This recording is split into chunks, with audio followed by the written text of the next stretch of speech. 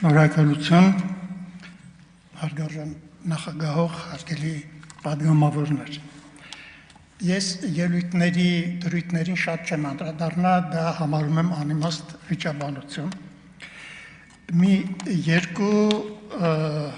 այսպես ասած, ռեպլիկի։ Առաջին հերթին ես հակադաշնակցական չեմ, երբեք չեմ եղել և հիմա էլ չեմ եղել։ Ես դաշնակցության մեջ անուններ գիտեմ, մտավորական, պետական գործիչներ, որոնք կիսել են մեր ժողովրդի ողբերգությունները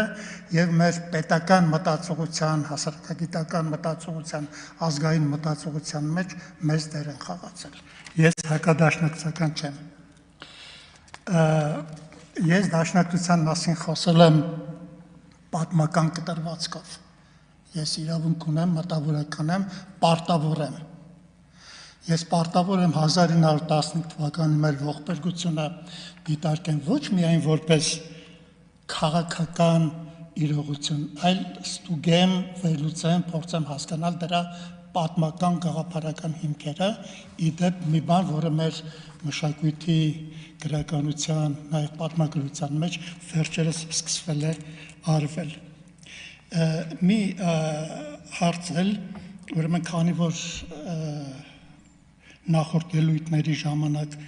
ռեպրեսիայի մասին խոսվեց և քննարկվեցին այդպիսի հարցեր, ես չէի ուզենա, որ այսօրվա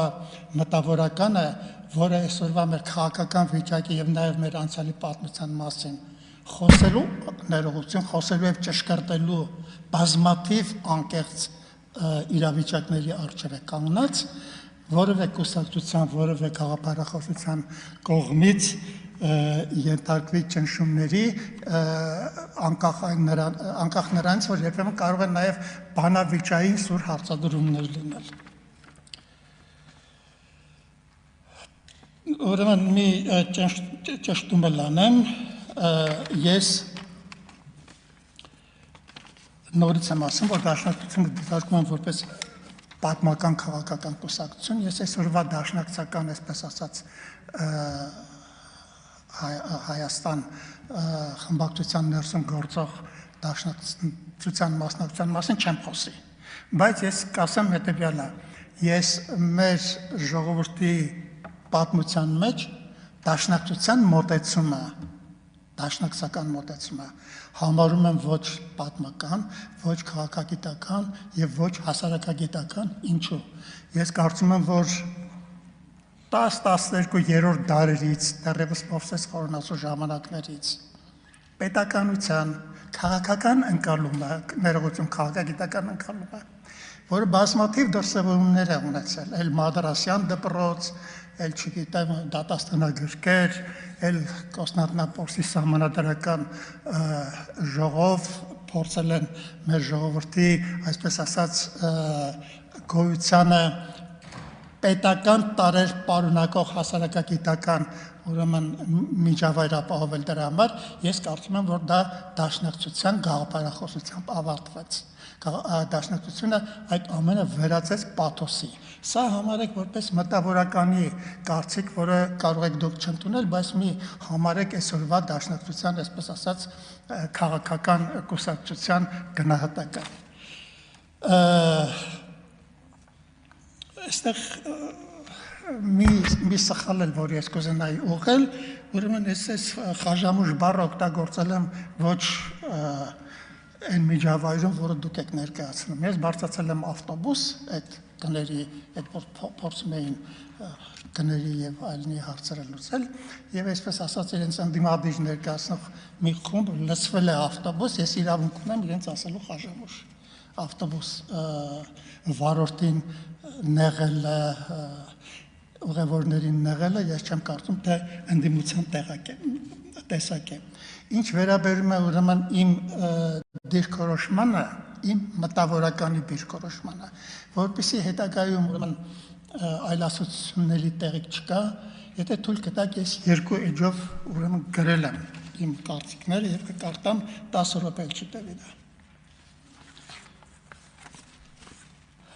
Մինչև օրս հայ մտավորականի համար ամենադյուրին բանը պատմության մասին խոսելն է եղել։ որովհետև այն ընկալվել է իբրև հերոսական, ջատագովական, փառատրական կամ ողբերգական դատապարտական մի բան, այլ ոչ նաև իբրև բժշկական գիտություն, մի տեսակ հիվանդության պատմություն, որին լատիներեն եզրույթը ասում է անամնեզ, իսկ 10-րդ դարից պատմական գիտությունների մեջ մտած մի եզրույթով քննական պատմություն։ Այդ պատմություն անամնեզը պարտավոր է քննել պատմության ողջ օրգանիզմը եւ պարզել, թե այս կամ այն դեպքն ու իրադարձությունը, այս կամ այն ողբերգությունը իրականության մեջ ի հայտ գալուց առաջ արդյոք գիտակցության մեջ արդեն ի հայտ չի եկել, որպեսզի իրականության մեջ տեղի ունեցողի դեմն առնվի նախ եւ առաջ հենց գիտակցության մեջ։ Ես այստեղ ավելին առաջ չեմ գնա եւ այս կարճ ելույթը կտեղավորեմ պատմության ոչ թե քննական դիսցիպլինի վրա, որը մեզ համար առայժմ դեռ շատ բարդ բան է, այլ նրա քննություն լինելու անվիճելի հանգամանքի եւ կասեմ հետեւյալը։ Պատմություն անամնեզի մեջ ստախոսությունը այն է, ինչը փակում է հիվանդությունը բուժելու բոլոր հնարավորությունները, ճշմարտությունը որոնելու ուղիները, անհնարինով փակում է հնարավորի դեմը, անիրականով հեռու է քշում իրականն ու իրականությունը։ Հայրենասիրությունը իր գործնական եւ բանական ոլորտից հանում է վերածում է կրքի եւ տրփանքի։ Եվ որ ամենակարևորն է, գաղափարները իրողություններին համապատասխանեցնելու տեղակ, իրողություններն է համապատասխանեցնում գաղափարներին, ինչ եւ հաճախ է եղել վերջին 100-150 տարվա մեր պատմության մեջ։ Մենք մեր հազարամյա պատմության ընթացքում բազմաթիվ քննություններ ենք անցնել։ Պայքարի, գոյատևման, մարտիրոսության, հաղթանակի, պարտության, հայրենասիրական, քաղաքագիտական եւ դիվանագիտական մտքի գրեթե կատարյալ բացակայության, երբեմն նաեւ տխմարության։ Այսօր մենք կանգնել ենք գուցե թե 1045 թվականից հետո, երբ մենք հանձնեցինք մեր գեղեցիկ մայրաքաղաքը եւ մեր պետականության վերջին սյունը, մի բոլորովին նոր իրավիճակի առջև, որը միանգամայն անծանոթ է մեզ։ Աճ ու ձախ հարկի եւ անհարկի օգտագործվող ինքնություն բառը, որի ոչ իմաստն ենք հասկանում, ոչ էլ նրա կիրառության շրջանակները, մեզնից նախ եւ առաջ մի բան է պահանջում՝ ինք դառնալ։ Քանի որ առանց այդ ինքի ինքնության պատկերացումները սին են։ 1000 տարի անց մենք կանգնած ենք մեր խնդիրները ինքներս մեր առջև բարձրացնելու եւ դրանք ինքներս պատասխանելու իրողության առջև։ Ըստ որում նկատի ունենանք, որ խնդիրները բարձրացնելու, դրանք չթաքցնելու համար ավելի մեծ խիսախություն է պահանջվում, քան դրանց պատասխանելու։ Մենք կանգնած ենք այդ ինքնությունը ինքնակառավարման մեջտեղ անելու հասարակական եւ քաղաքական շատ պատասխանատու խնդրի առջև։ Դրանք բարձրաձայնել մեզ երբեմն թույլ չի տալիս մեր պատմության պաթոսը, որը ես համարում եմ հայտնի մի փիլիսոփայի եզրույթներով մոնումենտալ, անտիկվար եւ ջատագովական փառատրական, պաթետիկ, սակայն ոչ իրական, ոչ ախտորոշիչ։ Ինչը պետք է, այո, ախտորոշի մեր քաղաքական, հասարակական եւ բարոյական մարմինը եւ մեզ մղի բուժման միջոցներ գտնելու, որոնք մեր երկարակեցությունը պետք է ապահովեն ոչ թե անցյալում, այլ ներկայում եւ գալիքում, եւ որի դեպքում ուրեմն քանի տարեկան է հայ ժողովուրդը հարցը մի ստույգ պատասխան ունի, քանի տարի որ դեռևս կարող է ապրել։ Պատմությունն իբրև անամնեզ պատկերացումը, ինչ խոսք, կարող է վիրավորել մեզ, բայց մենք չպետք է վախենանք ինքնավիրավորումներից։ Այն կարող է ոտնահարել մեր ինքնասիրությունը, բայց կարող է նաև մեզ ինք դառնալու եւ ուրեմն ինքնության հնարավորություններ բացել։ Ինձ նման լավատեսության առիթ տալիս այն, որ հայ ժողովուրդը հակառակ իր պատմության եւ արհավիրքների ողջ տրամաբանությանը այսօր պետություն ունի։ Պետությունն է, որը մեզ կարող է ինք եւ հետեւաբար ինքնություն շնորհել, ամոթել մեր բոլոր ողբերգությունները եւ դառնալ դրանց հատուցումը։ Մեզ մեր մեծ բանաստեղծի բառերով ասած խալխից վերածել ժողովրդի։ Մեզ պոկել մեր մյուս մեծ բանաստեղծի բառերով ասած բոլոր ցնորքներից ու ուղեղային մորմոկներից եւ արդի բարդ աշխարհում դարձնել քաղաքական մարմին եւ օրգանիզմ։ Մեզ մտցնել համաշխարհային քաղաքականության համակարգ իբրև նրա թեկուզ փոքր, բայց իր գործառույթն ունեցող մասը։ Դրա համար այսօր մեր անելիքների մեջ ամենակարևորը ես համարում եմ ինքներս մեզ եւ մեզնով մեր առանձնապես վերջին տարուկեսի պատմությունը վերլուծելը, որի առանցքը պետք է լինենք հենց մենք, որ այդ ժամանակաշրջանի մեր ողբերգությունների բոլոր արտաքին մեղավորներն ու պատճառները կարծես պարզել ենք, բայց վախեցել ենք դրանց մեջ անդրադառնալ հենց մեզ։ Երևի մեր կուսակցական եւ գաղափարախոսական հավակնությունները վեր դասելով Թումանյանի դառը եւ ստապ նկատառումից, որը նա արել է անցած դարի 22 թվականին։ Մենք թե դրսից եւ թե ներսից քանդեցինք մեր երկիրը։ Գլխավորապես մենք ենք ասում եւ սրա մեջն է ճշմարտությունը։ Մենք ինքներս քանդեցինք մեր տունը թե դրսից թե ներսից։ Ես այն կարծիքին եմ, որ այս ամենի մասին մենք պետք է բաց խոսենք։ Մամուլի եւ մեդիամիջոցների սև շուկայի մեջ այս բարդ ժամանակներում, այս սև շուկայի մեր այս բարդ ժամանակներում իր օբյեկտիվությունը ամեն գնով փորձել պահպանող այդ դաշտի երերամերժությունը հավասարակշռող ՀՌՀ մտավորական անդամից պահանջվող կոռեկտությունը չպետք է նշանակի ձայնազրկություն կամ կոնյուկտուրային նպատակներով սեփական մոտեցումների զգուշավոր քողարկում։ Գլավլիտի ներկայություն։ Այդ զսպվածության կոչը մեզ չպետք է հասցնի նրան, որ մենք թաքցնենք պատմության եւ պատմականության մեր ընկալումները, վախենանք խոսել կոռուպցիայի մասին, թե քաղաքական ու տնտեսական, թե հայրենասիրական, քանի որ հայրենասիրությունը նույնպես կարող է կոռումպացված լինել։ Մանավանդ որ խնդրո առարկա դարձած իմ հարցազրույցում ես խոսել եմ ոչ թե ազգային ժողովում ՀՀԴ գործունեության մասին,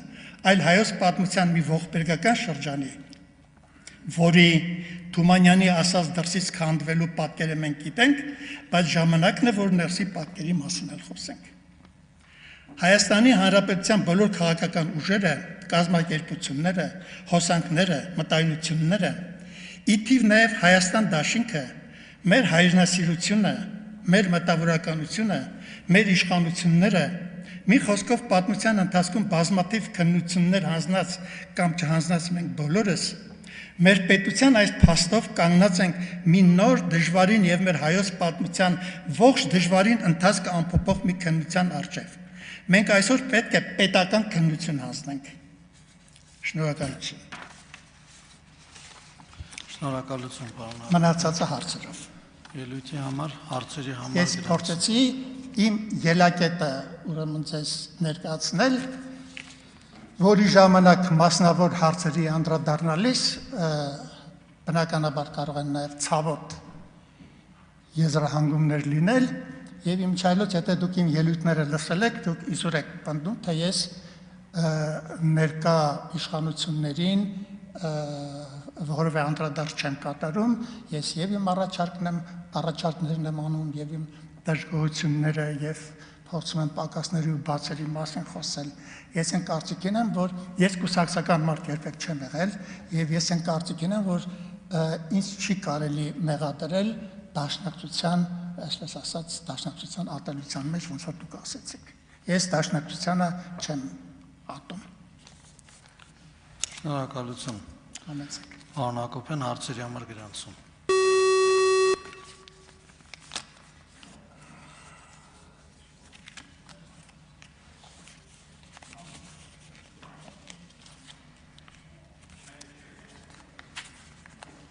Թադևոս Ավետիսյան։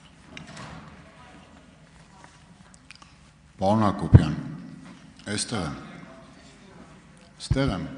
բայց այդքան էլ կարևոր չէ։ Ուրեմն դժվարադարձ։ Ինչ աղմուկ կա, չեմ հասկանում։ Ինչ աղմուկ կա։ Կխնդրեմ լրություն պահպանեք, հարգելի գործընկերներ։ Պատգամավորը լեզու բերանունը ինքը կարա հայտնի, որ ինքը ուզում է գրանցվի։ Աղմուկ եք սարքում, ապակողմնոշում եք, թողեք դու հարցը տան։ Թադևոս Ավետիսյան, համեցեք։ Ժամանակը վերականգնենք, խնդրում։ Վերականգնեք, խնդրում եմ ժամանակը։ Պարոն Հակոբյան, դուք իրականացրեցիք վերլուծություն կամ ձեր